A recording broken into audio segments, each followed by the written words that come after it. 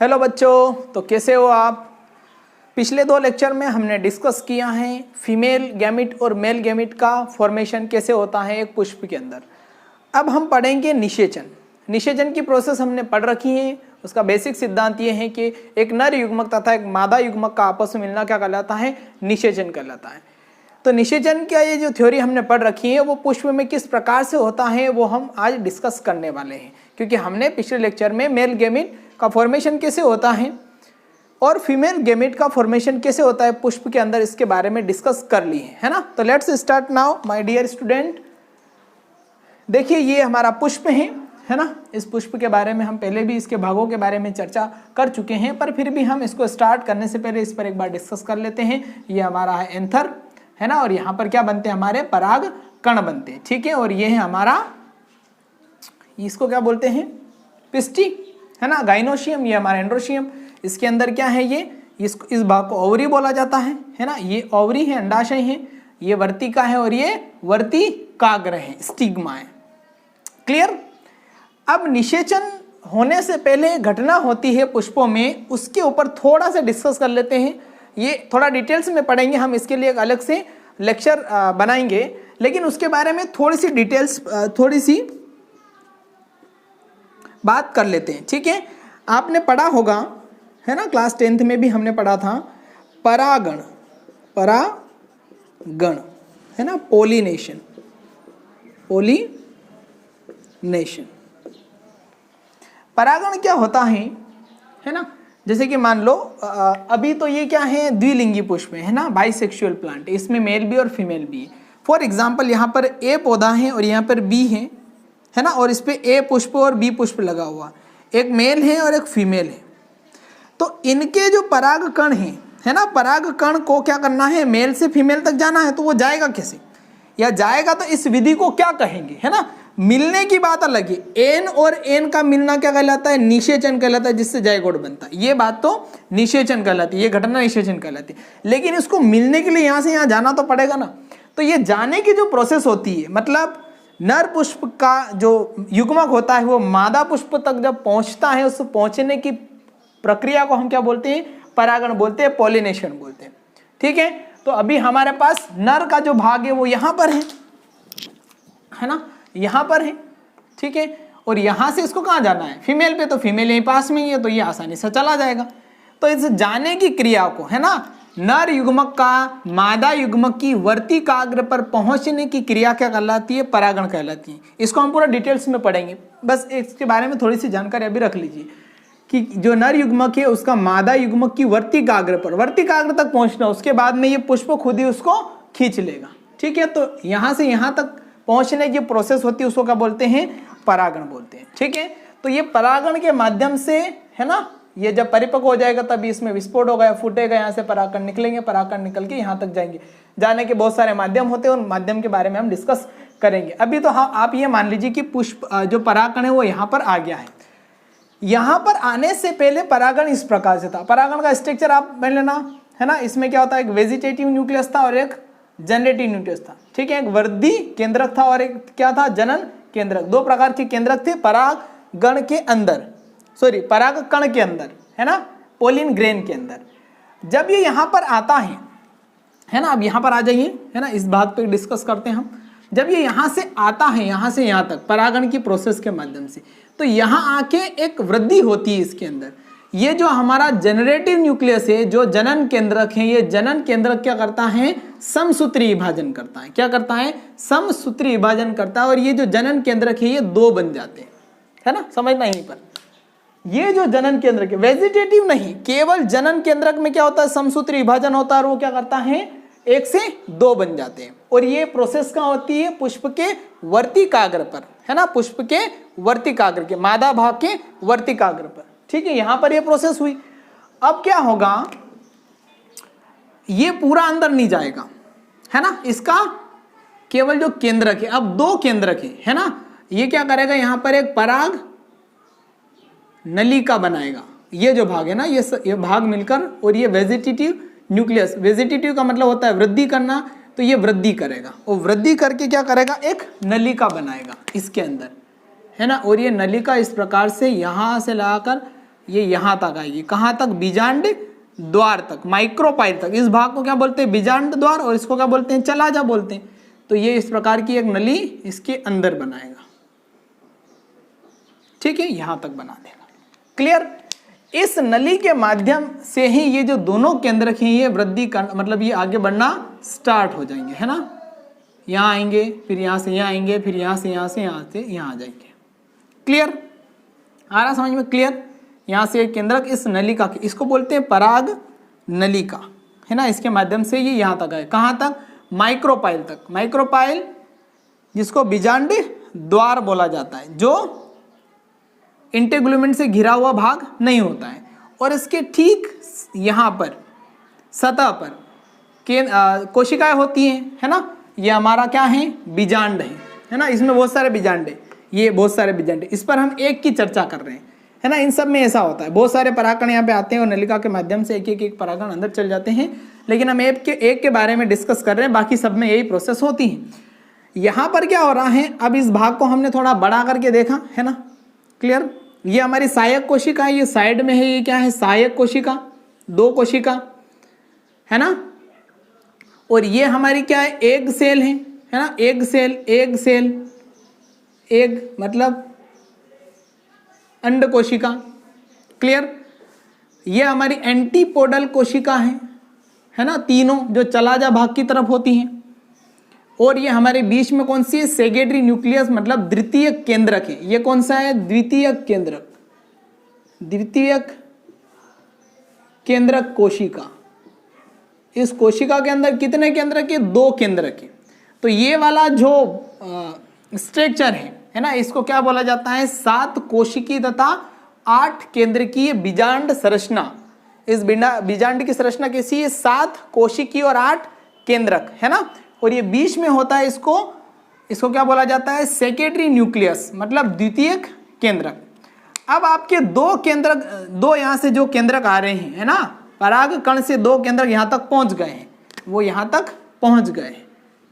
Clear. अब वो इसके अंदर घुसेंगे, ठीक है। या तो वो यहाँ से जा सकते हैं, या फिर यहाँ से जा सकते हैं, या फिर इन दोनों के बीच में से जा सकते हैं।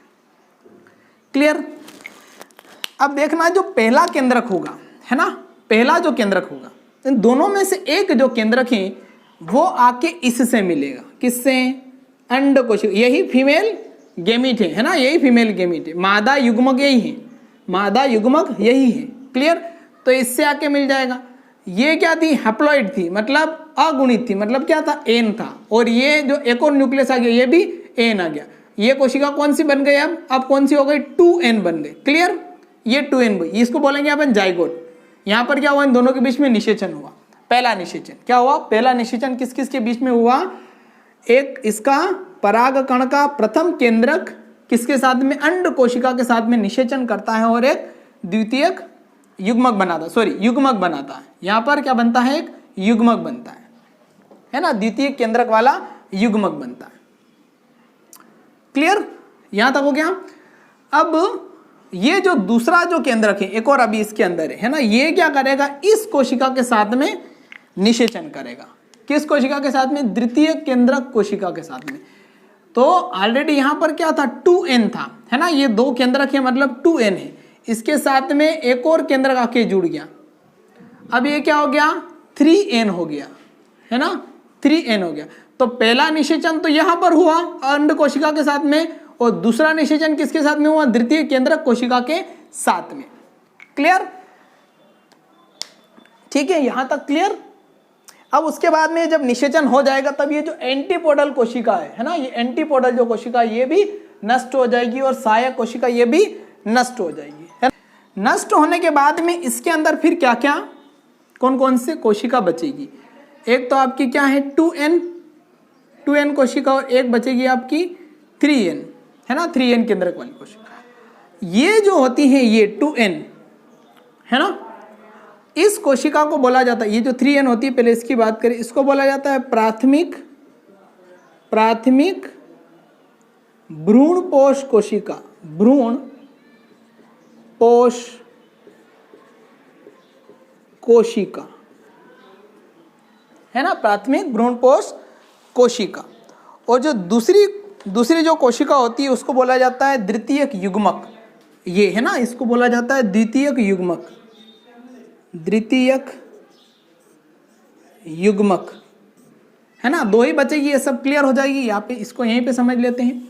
देखिए यहाँ पर क्या हो रहा है, एक तो आपका 2n वाला और एक आपकी 3n वाली कोशिका, है ना, 2n वाली और 3n वाली।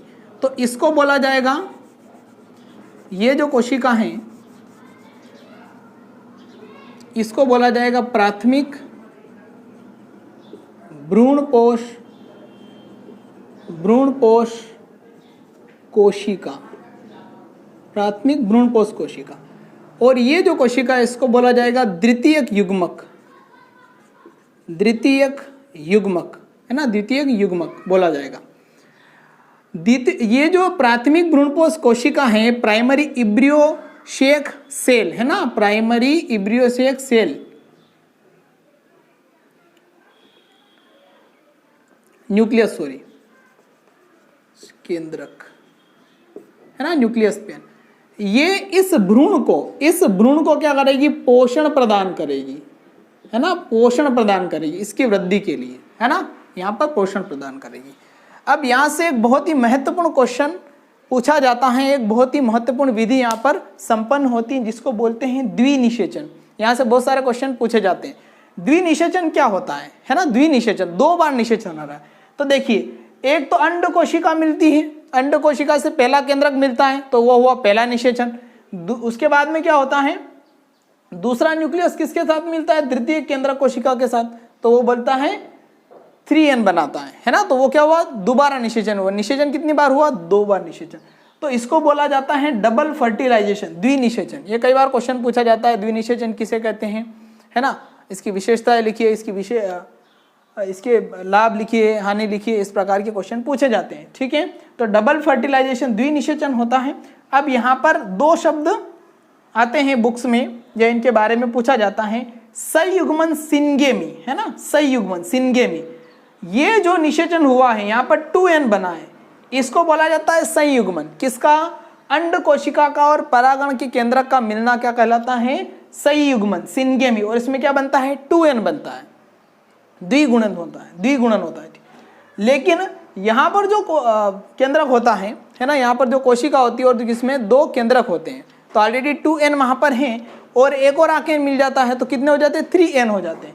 तो इसको बोला जाता है त्रिसंयोजन, है ना, ट्रिपल फ्यूजन, त्रिसंयोजन, ट्रिपल फ्यूजन। और यहाँ पर 3n बनता है ना, 3n बनता है।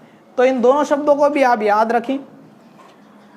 परागण की प्रोसेस आपको समझ में आ चुकी है। अब हम एक छोटे छोटे टॉपिक और हैं इसमें, उसके बारे में डिस्कस कर लेते हैं। एक तो हमारा है अनिषेक फलन, अनिषेक फलन, अनिषेक फलन, इसको बोला जाता है पार्थिनोकार्पी, पार्थिनोकार्पी,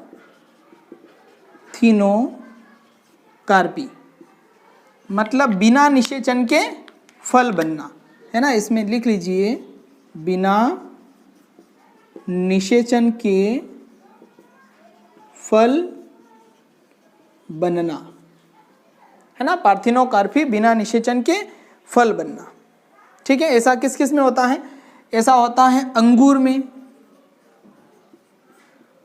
केले में होता है ना, ऐसे बहुत सारे पौधे हैं। और एक टॉपिक आता है अनिषेक जनन, अनिषेक जनन, है ना, एक है फलन, है ना, और इसको बोलते हैं अनिषेक जनन की पार्थिनोजेनेसिस बोला जाता है इसको। इसका मतलब होता है बिना निषेचन के ही भ्रूण का बनना। भ्रूण जो होता है ना, जिससे बीज बनता है ना, भ्रूण से बीज बनता है ना, और भ्रूण पोष से फल बनता है ना, भ्रूण पोष से फल बनता है और भ्रूण से क्या बनता है, बीज बनता है। ठीक है, क्लियर। तो ये 2 महत्वपूर्ण घटनाएं होती हैं पौधों के अंदर। अनिषेक फलन मतलब बिना निषेचन के फल बनना, और अंगूर केले में ऐसा होता है अनिषेक जनन, जिसमें बिना निषेचन के क्या होता है, भ्रूण बनता है। ठीक है, तो ये निषेचन की पूरी प्रोसेस है। ठीक है, पौधों के अंदर किस प्रकार से इनमें निषेचन होता है। अब हम आगे डिस्कस करेंगे नेक्स्ट लेक्चर में कि परागण क्या होता है और इस अंडाशय की, है ना, अंडाशय के या फिर हम बीजांड के अलग अलग टाइप्स पढ़ेंगे, है ना। बीजांड ये अभी सीधा है, उल्टा है, ठीक है, 90 डिग्री पर है, ठीक है, घोड़े की नाल के आकार का है। तो लगभग 6 या 7 प्रकार के बीजांड होते हैं, उसके बारे में डिस्कस करेंगे और परागण के बारे में डिस्कस करेंगे। ठीक है बच्चों, तो मिलते हैं नेक्स्ट लेक्चर में एक नए टॉपिक के साथ में। तब तक के लिए जय हिंद, जय श्री महाकाल।